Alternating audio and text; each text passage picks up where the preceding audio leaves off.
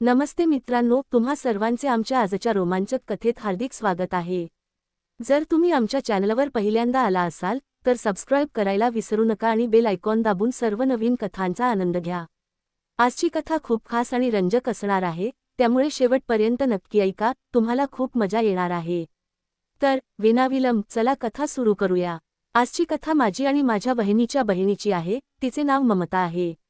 या हृदयाला स्पर्श करणाऱ्या मराठी कथेत मी तुम्हाला सांगणार आहे की आम्ही एकाच घरात राहत असताना लग्नाआधीच कसे पती पत्नीप्रमाणे जीवन जगत होतो आणि वहिनीने आमच्यासोबत काय केले। ममता आणि मी तसेच वहिनीच्या बहिणींसोबत आमच्या घरात राहत होतो। ममता तिथे शिक्षण घेत होती आणि मी तिथेच नोकरी करत होतो। परिस्थिती अशी झाली की मला ममताशी प्रेम झाले। माझे नाव पवन आहे, मी 25 वर्षांचा आहे आणि स्वतःचा व्यवसाय करतो। माझ्या कुटुंबात 3 भाऊ, 1 बहीण आणि आईवडील आहेत। माझ्या व्यतिरिक्त सर्वांचे लग्न झाले आहे, मी सर्वात लहान आहे। माझे आईवडील माझ्या मोठ्या भावासोबत गावात राहतात। मी इथे पुण्यात माझ्या मधल्या भावासोबत राहतो। मी आणि माझा मधला भाऊ कौशल, आम्ही शहरात नुकतेच एक 2 BHK घर बांधले आहे। कौशलचे लग्नाला 2 वर्षे झाली आहेत, त्याचे लग्न गावात झाले होते, तरीही वहिनी शिकलेली आहे। ती खूप सुंदर, लाजाळू आहे आणि तिचा स्वभाव खूप चांगला आहे। वहिनीचे नाव सुनीता आहे। आम्ही या घरात 6 महिन्यांपूर्वी आलो आहोत। इथे मी, भाऊ, वहिनी आणि त्यांची बहीण ममता राहतो। ममता देखील तिच्या बहिणीप्रमाणेच सुंदर आहे, ती इथे ग्रॅज्युएशन करत आहे, सध्या ती पहिल्या वर्षात आहे। ममता इथे राहायला आल्यापासून भाऊ, वहिनी त्यांच्या खोलीत झोपतात आणि ममता माझ्या खोलीत वेगळ्या बिछाण्यावर झोपते। भाऊ नसतील तर ती तिच्या बहिणीसोबत झोपते। आम्हा तिघांमध्ये खूप मजा मस्ती चालते आणि माझ्या मनात ममताबद्दल कोणतीही चुकीची भावना नव्हती। आम्ही सर्वजण खूप चांगले एकत्र राहत होतो। ही प्रेमकथा माझी आणि ममताची आहे। एकदा सकाळी वहिनी माझ्या खोलीत आली, मी झोपलेलो होतो। वहिनी म्हणाली, ऐक, ममताचा अपघात झाला आहे, तिचा फोन आला आहे, तिला घेऊन ये। मी ममताशी बोललो, ती रडत म्हणाली की ती स्कूटीवरून पडली आहे। मी माझी गाडी घेऊन तिला आणायला गेलो। तिचे हात पाय खरचटले होते। ही घटना इतक्या सकाळी घडली की त्यावेळी ना क्लिनिक उघडे होते ना मेकॅनिक। मी तिला घरी आणले आणि स्कूटी जवळच्या एका दुकानदाराच्या घरी ठेवली। खरे तर ती सकाळी मॉर्निंग वॉकसाठी पार्कमध्ये जाते, तिथे तिची योगा क्लासही असते, म्हणून ती स्कूटीने जाते। घरी येताच वहिनीने पाहिले की तिचे दोन्ही हात पाय खरचटले होते, गुडघ्याला रक्त येत होते। वहिनीने तिची ट्राउझर काढली, ती पाहून मी अवाक झालो। मी तिच्यावर टॉवेल टाकला, मग वहिनी तिचे गुडघे डेटॉलने साफ करू लागली। ममता जळजळ होत असल्याने रडत म्हणाली, डेटॉल लावू नका, खूप जळत आहे। ती डेटॉल लावायला नकार देत होती, खूप रडत होती। वहिनीने तिला बिछाण्यावर झोपवत मला म्हणाली, याचा हात धरून ठेव, पहा कशी डेटॉल लावू देत नाही। मी तिचा हात काळजीपूर्वक धरला, वहिनी तिचे पाय धरून साफ करू लागली। ती खूप ओरडत होती, मी खूप तिच्या तोंडावर हात ठेवला। तिने माझा हात चावला। मी हसत म्हणालो, शांतपणे डेटॉल लावून घे, चिडू नको, नाहीतर आता तोंडात काहीतरी देईन। मग मी विषय बदलत म्हणालो, कपाळा देईन। मग वहिनीने तिचे हात साफ केले आणि क्रीम लावली।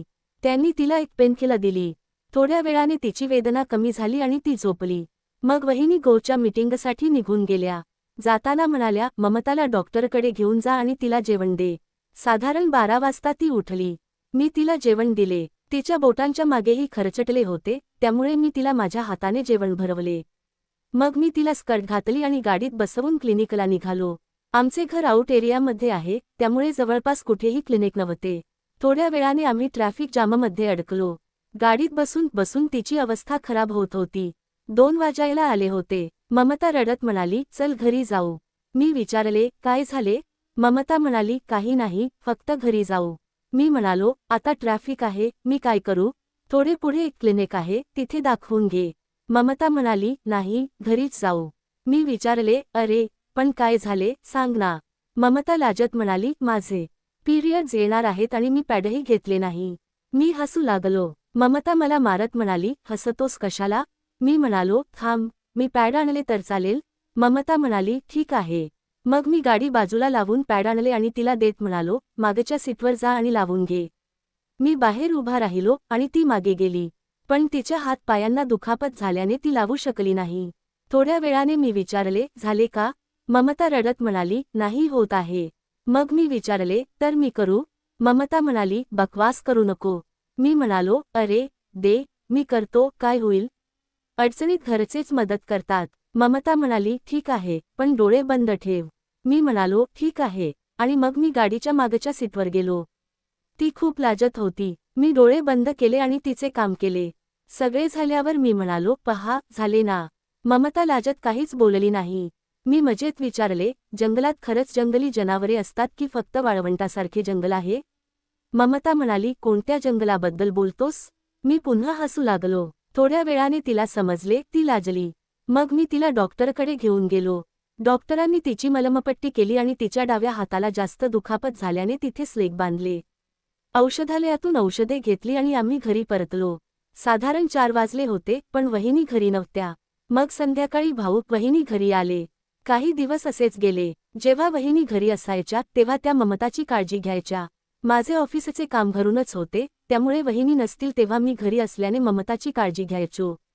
तिला कधी बाथरूमला नेणे, धुणे, पुसणे अशा तिच्या अनेक गोष्टी मी करायचो. 20 ते 22 दिवसांत ती बरी झाली. एक रात्री आम्ही आपापल्या बिछाण्यावर झोपायला गेलो, तेव्हा तिने अचानक मला किस केले.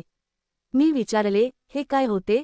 ममता म्हणाली, तू माझी इतकी सेवा केलीस, त्याचा हा बक्षीस. मी हसत विचारले, इतके कमी बक्षीस घेईन का? ममता म्हणाली, मग आणखी काय हवे आहे? माझ्याशी लग्न करशील का? मी म्हणालो, एक सेकंद, म्हणजे तू मला अप्रत्यक्षपणे प्रपोज करत आहेस का? ममता म्हणाली, तुला जे वाटते ते समज. मी म्हणालो, साफ साफ बोल, मग समजेल. ममता माझ्या बिछाण्यावर येत म्हणाली, खरे सांगू, सुरुवातीला तू मला अजिबात आवडत नव्हतास, पण आता तू मला खूप आवडतोस. मी हसत म्हणालो, हाय, मी मेलो. अशी मजा करू नको. ममता म्हणाली, मी मजा करत नाहीये, खरंच मला तुझ्यावर प्रेम झालं आहे. मी थोडा वेळ शांत राहिलो, मग म्हणालो, पहा, आपण एकाच घरात राहतो, आपला खूप चांगला नातेसंबंध आहे, आपण इतके मजेत हसत खेळत असतो. जर आपण प्रेम वगैरे केले, तर आपला हा चांगला नातेसंबंध खराब होईल.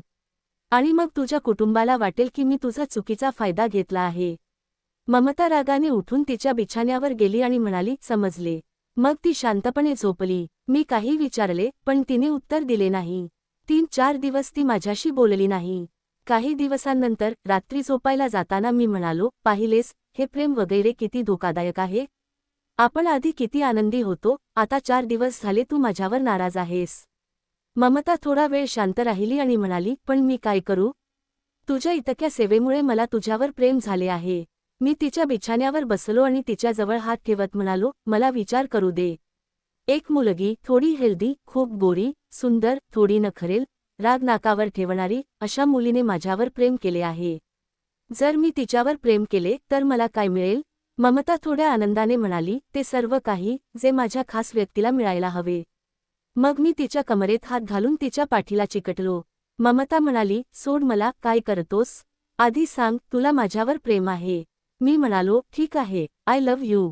ममता माझ्या गळ्यात पडत म्हणाली, आय लव्ह यू टू. ममताने विचारले, लग्न करशील ना? मला फसवणार तर नाहीस ना? मी तिच्या डोक्यावर हात ठेवत म्हणालो, शपथ घेतो, लग्न करेन तर फक्त तुझ्याशीच, नाही तर करणार नाही.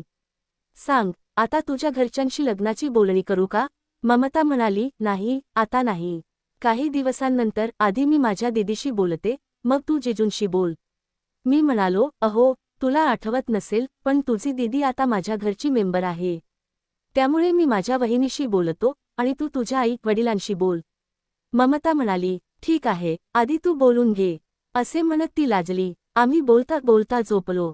दुसऱ्या दिवशी मी उठलो आणि वहिनीशी बोलायचे ठरवले, पण भाऊ कामात व्यस्त असल्याने बोलणे झाले नाही. असे काही दिवस गेले. मग एके दिवशी भाऊ कामावर गेले आणि वहिनी वृद्धाश्रमात सेवा द्यायला गेल्या. घरी फक्त आम्ही दोघेच होतो. मी ममताजवळ गेलो, ती थोडी लाजत माझ्याजवळ आली. घरात कोणी नव्हते, सन्नाटा पसरला होता. ममताच्या गरम श्वास माझ्या चेहऱ्यावर लागत होत्या आणि तिचे गुलाबी ओठ थरथरत होते. मग आम्ही या एकांताचा फायदा घेत खूप आनंद लुटला. मग मी ममताला विचारले, कसे वाटले? ममता माझ्या मिठीत सामावली आणि आम्ही तिथेच झोपलो. संध्याकाळी भाऊ घरी आले. दुसऱ्या दिवशी मी वहिनीशी लग्नाबद्दल बोलायचे ठरवले, पण ममताने म्हणाले, मीच दीदीला सांगते, त्या माझ्या घरच्यांना सांगतील. मग ममता वहिनीच्या खोलीत गेली आणि म्हणाली, दीदी, एक गोष्ट सांगायची आहे. वहिनी म्हणाल्या, सांग. ममता म्हणाली, मला ना पवनवर प्रेम आहे, तू आमच्या लग्नाची गोष्ट घरी सांग. वहिनी रागाने म्हणाल्या, हे सगळं करायला आलीस का इथे? शिक्षण घ्यायला मला हे नाते मंजूर नाही. त्यांनी तिला खूप रागावले. त्यांच्यात खूप वाद झाला. ममता खूप रागीट आहे, त्यामुळे तीही पॅनिक झाली. मी दाराबाहेर उभा होतो आणि त्यांचा वाद ऐकत होतो. वहिनीने आमच्या नात्याला पूर्णपणे नकार दिला. वहिनीचा असा रागीट रूप मी पहिल्यांदा पाहिला होता. वहिनी म्हणाल्या, प्रेम करायला तुला हेच मिळाले होते का? जगात मुलांची कमी आहे का? आणि यासाठी तू माझ्याशी भांडत आहेस, आपल्या सख्ख्या बहिणीशी, जिने तुझ्यासाठी काय काय केले नाही? ममता म्हणाली, काय केलेस तू? माझा अपघात झाला तेव्हा तू कुठे होतीस? किती सेवा केलीस तू? तू सकाळी मीटिंगसाठी निघून जायचीस, मग काय? त्यानंतर कोण माझी काळजी घेत होते? थोडा वेळ असाच वाद चालला. मग ममता रडत रडत बाहेर आली. त्यावेळी मला वहिनीशी बोलणे योग्य वाटले नाही. संपूर्ण दिवस कोणी कोणाशी बोलले नाही. दुसऱ्या दिवशी मी माझ्या भावाशी बोलायचे ठरवले, पण त्याला 2 दिवसानंतर 15 दिवसांसाठी दिल्लीला जायचे होते, त्यामुळे त्याला टेन्शन देणे योग्य वाटले नाही. तो कामावर गेला. दुपारी मी वहिनीशी बोलायला गेलो, पण त्यांनी स्पष्ट नकार दिला. दुसऱ्या दिवशी जेव्हा भाऊ निघाले, तेव्हा वहिनी म्हणाल्या, तुम्ही ममताला घरी पोहोचवा, खूप शिक्षण झाले तिचे, आता नाही शिकायचे. भाऊ म्हणाले, का, काय झाले? ती तर पहिल्याच वर्षात आहे. वहिनी म्हणाल्या, आता किती शिकायचे? भाऊ म्हणाले, अरे, अजून खूप शिकायचे आहे. हो, जर तिचे मन लागत नसेल, तर काही दिवस कुठे फिरून येईल. आणि आता मी ट्रिपवर जात आहे, परत येऊन बोलू. मग भाऊ निघून गेले. त्या दिवशी मी हिम्मत करून वहिनीशी बोललो. मी म्हणालो, वहिनी, एक गोष्ट सांगायची होती. वहिनी म्हणाल्या, हो, मला माहीत आहे, पण एक गोष्ट ऐक.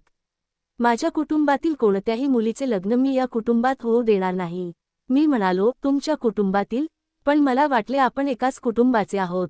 आणि आमच्या कुटुंबाने काय चूक केली, जी तुम्ही असे बोलत आहात? माझे डोळे भरून आले. वहिनी म्हणाल्या, माझे आयुष्य तर बर्बाद झालेच आहे, पण आता मी कोणाचेही आयुष्य बर्बाद होऊ देणार नाही. मी म्हणालो, जर तुम्हाला माझ्याशी अडचण आहे, तर माझ्या कुटुंबाला मध्ये का आणत आहात? आणि ममताला का जायला सांगत आहात? तुम्हाला माझ्याशी अडचण असेल, तर मला सांगा, मीच निघून जाईन. मग मी माझ्या खोलीत आलो. ममताने आमचे बोलणे ऐकले होते. माझ्या डोळ्यांत अश्रू पाहून ती रागाने बहिणीच्या खोलीत गेली. मी माझ्या खोलीचे दार बंद केले. त्यांच्या भांडणाच्या हलक्या आवाज माझ्या खोलीपर्यंत येत होत्या. मला काहीच सुचेना, मी माझे सामान पॅक करू लागलो. थोड्या वेळाने ममता रडत माझ्या खोलीत आली. मला सामान पॅक करताना पाहून तिने सगळे सामान परत कपाटात ठेवले. माझे कपडे, पुस्तके, सगळे काही. आम्ही असे करत असताना वहिनीने आम्हाला पाहिले. वहिनी रागाने म्हणाल्या, तुम्हा दोघांना एकाच खोलीत झोपायला द्यायला नको होते. मी त्यांना पाहून बाहेर निघून गेलो. वहिनी ममताचे सगळे सामान त्यांच्या खोलीत घेऊन गेल्या. संध्याकाळी मी घरी आलो, तेव्हा ममताच्या चेहऱ्यावर थप्पडाचा वण पाहून मला खूप राग आला. मी मनातला राग दाबून शांत राहणे योग्य समजले. ममताचे सगळे सामान माझ्या खोलीतच होते. कदाचित सामानावरून दोघींमध्ये भांडण झाले असावे आणि त्यात वहिनीने तिला मारले असावे. ममता माझ्या खोलीत होती. रात्री मी जेवण केले नाही, ममतानेही नाही. वहिनी ममताचा हात धरून म्हणाल्या, जेवण नाही का? भुकेने मरायचे आहे का? जे करायचे आहे कर, पण या खोलीत झोपायचे नाही, माझ्या खोलीत चल. ममताने त्यांचा हात सोडवला, त्यांना ढकलले आणि माझ्या खोलीत स्वतःला बंद करून घेतले. वहिनी म्हणाल्या, काय जादू केला आहे माहीत नाही. त्या त्यांच्या खोलीत निघून गेल्या. मी हॉलमधील सोफ्यावर झोपलो. रात्री ममता माझ्याजवळ येऊन झोपली आणि रडू लागली. मी म्हणालो, रडणे बंद झापला आणि रडू लागला. मा म्हणाला, रडण बंद कर, वहिनी आल्या तर हंगामा करतील. तिला शांत करताना मी तिच्या चेहऱ्यावरील थप्पडाच्या वणावर किस केले. मी म्हणालो, असे वाटते की त्या कधीच आपल्या लग्नासाठी तयार होणार नाहीत. मी तुझ्या भावाशी बोलू का, की आई-वडिलांशी? ममता म्हणाली, जोपर्यंत त्या नकार देत राहतील, तोपर्यंत ते देखील सहमत होणार नाहीत. आता एकच मार्ग आहे, पळून जाऊन लग्न करायचे. मी म्हणालो, नाही, मी लग्न करेन तर सर्वांच्या संमतीने, नाहीतर करणार नाही. असे म्हणत माझा गळा भरून आला. मग ममता माझा हात धरून मला माझ्या खोलीत घेऊन गेली. मला मिठी मारत ती म्हणाली, मग तू मला प्रेग्नेंट कर, मग सगळे मान्य करतील. मी म्हणालो, अशा वेडेपणाच्या गोष्टी बोलू नको. ममता रडत म्हणाली, मग तूच सांग, मी काय करू? मी तुझ्याशिवाय राहू शकत नाही, मी तुझ्याशिवाय मरेन. ती मला किस करत होती आणि रडत होती. मी तिला मिठीत घेऊन बिछाण्यावर झोपवले. ती रडत होती, मी तिला शांत करत होतो. मग आम्ही एकमेकांचा आधार घेत पुन्हा आनंद लुटला. काही दिवसांत कळले की ममता प्रेग्नेंट आहे. वहिनी खूप रागावल्या. भाऊ तरीही आनंदी होते. मन नसतानाही वहिनींना आमचे लग्न करावे लागले. मग आम्ही वेगळे घर घेऊन आमचे आयुष्य शांततेने जगायला सुरुवात केली. तर प्रिय मित्रांनो, ही होती आमची आजची शानदार आणि रोमांचक कथा. तुम्हाला ही कथा कशी वाटली आम्हाला कमेंट करून नक्की सांगा. तुमचे मत आमच्यासाठी खूप मौल्यवान आहे. जर कथा आवडली असेल तर लाईक नक्की करा, ती तुमच्या मित्रांसोबत शेअर करा आणि आमच्या चॅनलला सबस्क्राईब करायला विसरू नका, जेणेकरून तुम्ही येणाऱ्या मजेदार कथांना मुकणार नाही. तर चला पुढच्या व्हिडिओत भेटू एका नवीन रंजक कथेसह. धन्यवाद.